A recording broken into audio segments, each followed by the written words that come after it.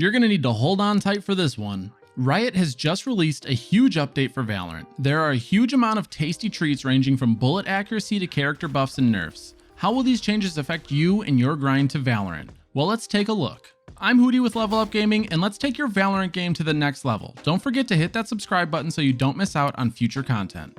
The first item on this list is one that I actually think will have a bigger effect on gameplay than you might think. There was an issue with the character being placed in a walking state when transitioning from running or strafing to being stopped. This meant that you were a lot more accurate than you should have been before you were completely stopped. This, combined with even the smallest amount of internet latency, could really exaggerate that "he one-tapped me while he was running" effect. But because of all of this, and the effect that this is likely to have on the game, Riot have also increased the leniency of the fully accurate state by about 5%, and that's what they call the dead zone. Going forward, if you've been playing a lot of Valorant, you'll probably notice some shots that you were able to hit before that'll be missing completely. It might be a little frustrating at first, but this change, along with some others that we'll talk about in just a minute, bring movement and accuracy more in line with that of CSGO.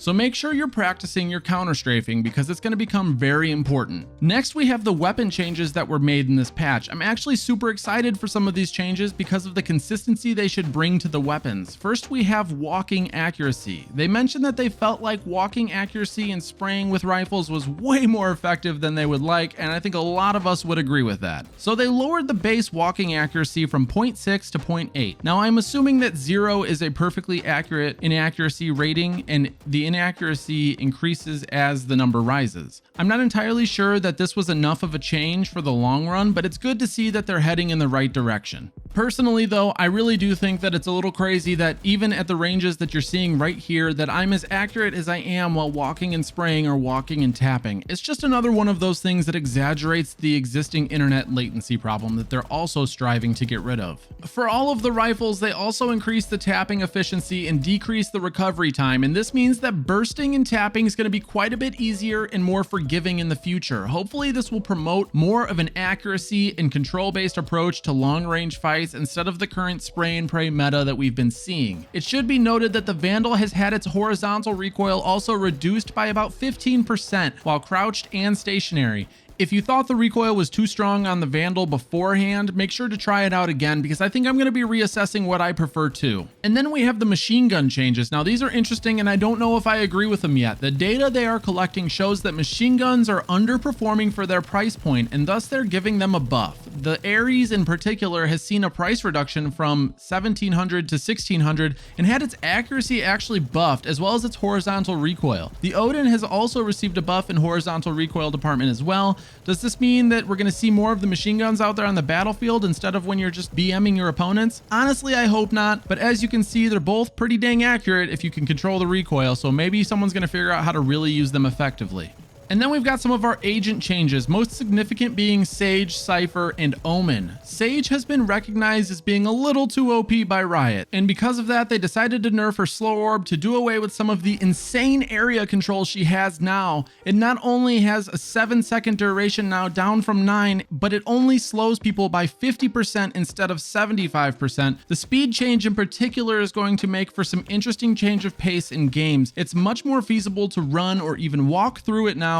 With the shortened duration, that could be the difference between a spike defuse or not. They've also made Sage's barrier orb cost 400 instead of 300 credits. 100 credits doesn't sound like a lot, but there are going to be some huge implications economically throughout a match because of this. For instance, you'll no longer be able to just buy armor, a barrier, and a slow orb during the pistol round, thus drastically decreasing her potential effectiveness during the pistol round, even though her ice wall is still arguably the strongest pistol round ability in the game. My beloved Cypher has also received one heck of a nerf as well. His cyber cages no longer slow down the enemies that are pushing through them. This means that an enemy can just straight up run through at the same speed as any other smoke. This will likely have a fairly detrimental effect on his ability to solo hold bomb sites. He'll still be able to do it, but he'll be way less effective. Cypher's spy cam has also received a nerf as the cooldown has been changed from 30 seconds to 45. So if you were one of those people that were throwing them at the enemy at the beginning of the round because you knew you'd have it back in 30 seconds? Thanks a lot. Now we've got to wait 45 seconds. Jeez, guys. Omen has received a buff, and they've increased the duration of his dark cover smoke ability from 12 to 15 seconds and also increased the speed at which they fly to their target location. This means that Omen can lock down areas for longer periods of time and much more quickly. They did, however, increase dark cover's cooldown from 30 to 35 seconds, which I don't think is going to have too much of an impact on the current meta. These changes will bring Omen a little closer to being interchangeable with Brimstone,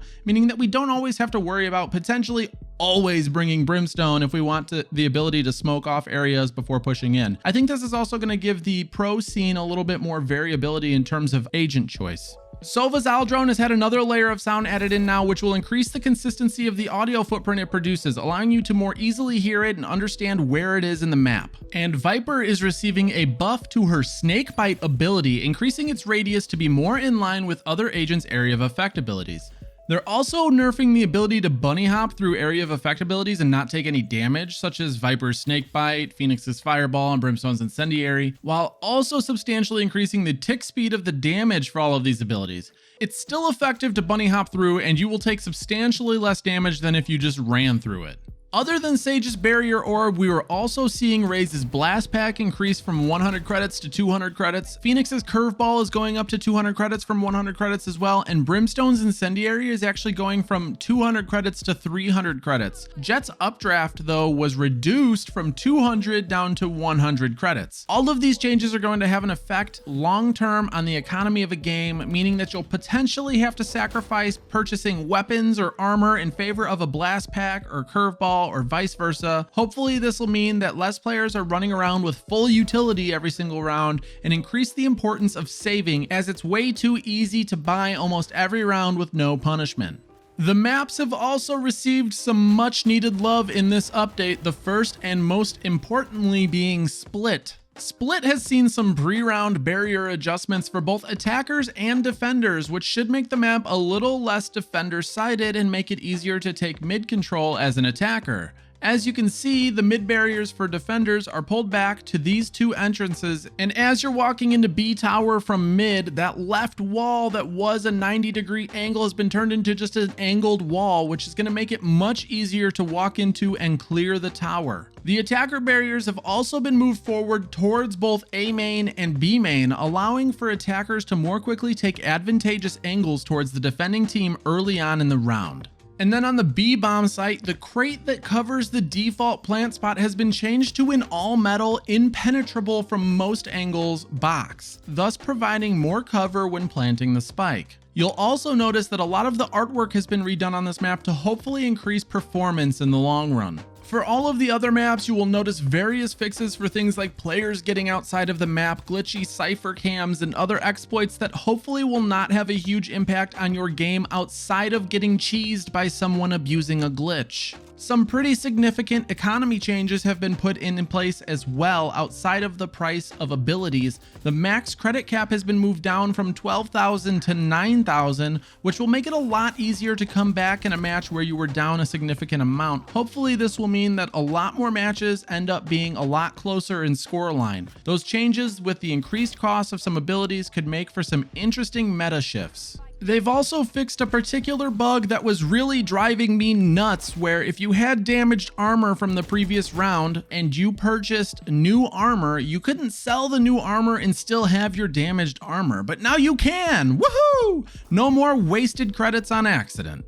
There were also a lot of HUD, UI, and quality of life changes that are included in this patch and are detailed in the patch notes that are helping to bring the user experience of the game up another level. I personally love seeing these sorts of changes come together as any sort of software gets developed. It really brings life to the game, especially the new ping icon, which really looks fantastic. A lot of other general bug fixes were included in this patch too, some more significant and others for things like Sova and Cypher floating after a Sage wall disappears underneath them, or other small issues that will help give the game more consistency and hopefully reduce the amount of times you get cheesed on by other players exploiting issues. This update is going to be one of many large updates coming, I'm sure, in the near future that are going to cause interesting meta shifts pretty early on in the lifespan of this game, and I will be interested to see how you take advantage of it and make this game your own. Make sure you hit that subscribe button so you don't miss out on future content, and I'll see you in the next one.